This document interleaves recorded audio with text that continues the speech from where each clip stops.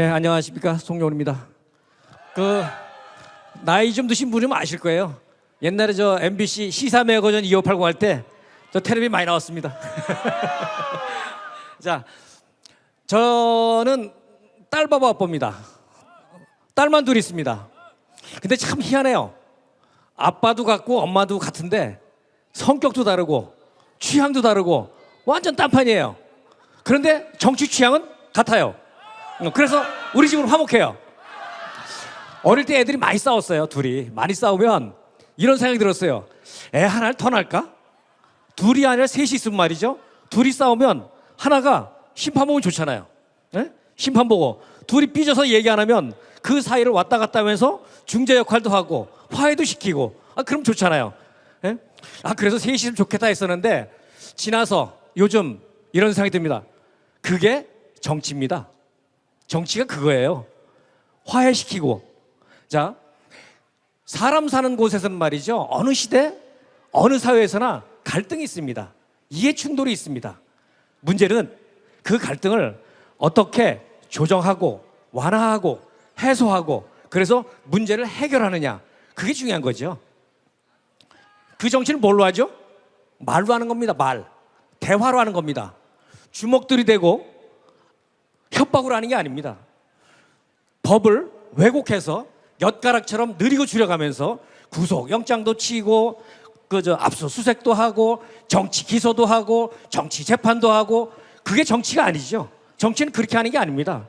그래도 안 되면 또 어떻게 하죠? 계엄령 발동하고 군대 동원하고 그게 정치입니까? 아니죠.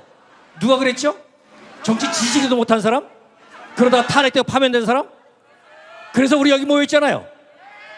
정치 그렇게 하면 안 되는 겁니다. 자, 정치를 잘하려면 어떻게 될까요? 남의 말을 잘 들어야 됩니다.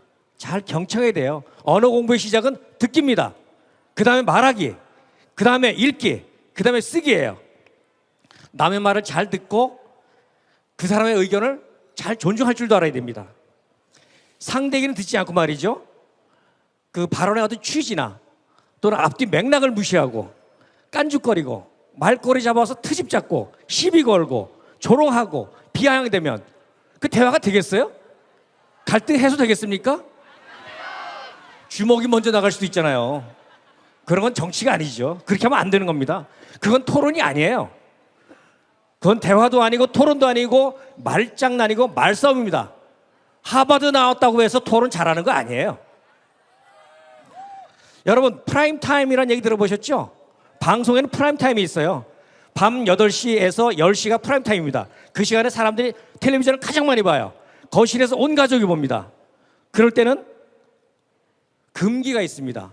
활자 매체하고 방송은 다릅니다. 활자 매체는 나만 보면 돼요. 이렇게. 방송은 어떻죠? 무방비 상태로 쏟아집니다. 이런 경험들 있지 않아요? 거실에서 가족들이 텔레비전 보는데 드라마예요. 근데 갑자기 막 키스를 해. 그러면 딴짓하고 말이죠. 이러고 할 일이 있는데 이러고 그랬는데 거기서 정말 예상 못했던 저질 혐오 발언이 나오면 어떻게 되겠습니까?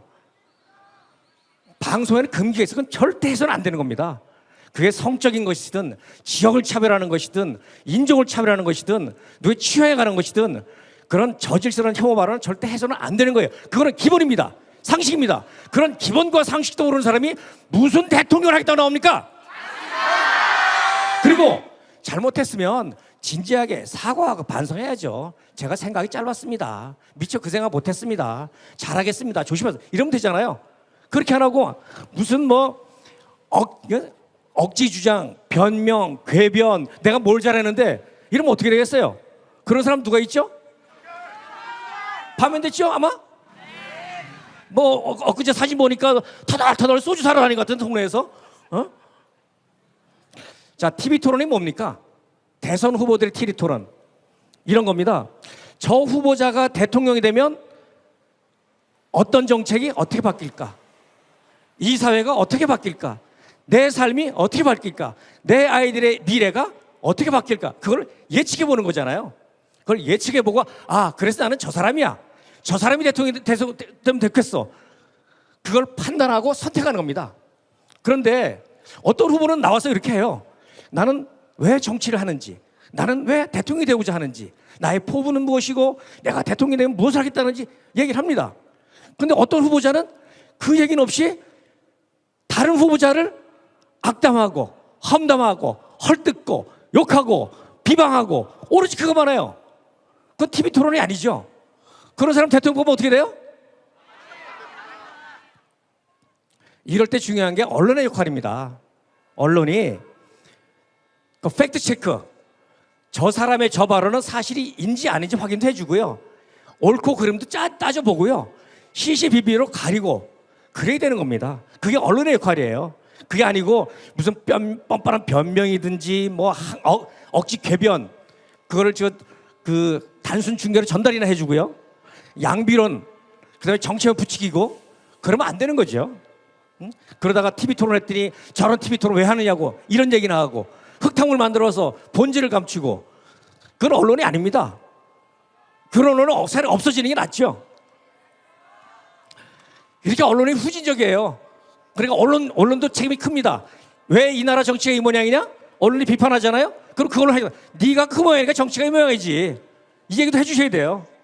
자, 이번에 TV 토론 뭐 무용론 얘기하는 언론이 있는 모양이에요. 이 생각이 났어요. 수학여행 가다가 교통사고 나니까 뭐라고 해요?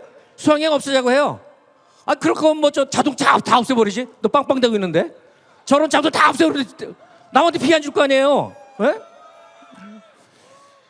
인사청문회는 뭐죠? 장관을 공개적으로 검증하는 거예요. 근데 거기서 무슨 이상하게 뭐 난타전, 폭로 이런 걸 하면 제 기능 못 하잖아요. 그러면 언론이 그 인사청문회가 제 기능을 하게, 자동차가 제 기능을 하도록 제도를 보완하면 되는데 그걸 안 하고 뭐 흙탕물이니 난타전이니 그런 청문회 뭐하러 하느냐. 저런 장소 왜 있습니까? 언론이 그래서는 안 된다는 거예요. 부끄러운 줄 알아야죠. 자, 선거에서 언론의 가장 중요한 역할은 뭘까요? 후보자를 검증하는 겁니다. 유권자인 내가 일일이 다 검증할 수 없잖아요.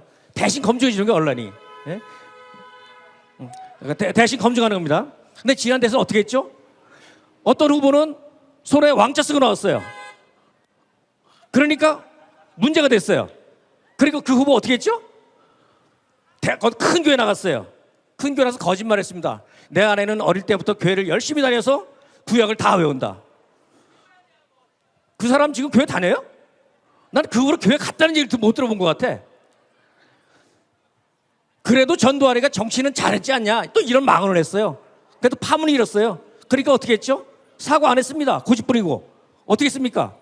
개사과 됐잖아요. 인스타에다가 개사과 올려서 개사과. 그 국민을 조롱했어요. 그때 언론이 제 역할을 했다면, 제대로 검증했다면 우리가 지금 여기 아스팔트 위에 나와서 이 고생하지 않았을 거예요. 그러니까 잘하자는 거고요. 자, 선거는 축제입니다. 왜 축제냐? 권선징악 아시죠? 사필 규정 아시죠? 유권자가 내 손으로 통쾌한 한 표로 권선징악, 사필 규정을 확인하는 그런 축제입니다. 이번 대선은 우리의 통쾌한 투표로 정의가 살아있음을 확인하는 축제가 되면 좋겠습니다. 고맙습니다.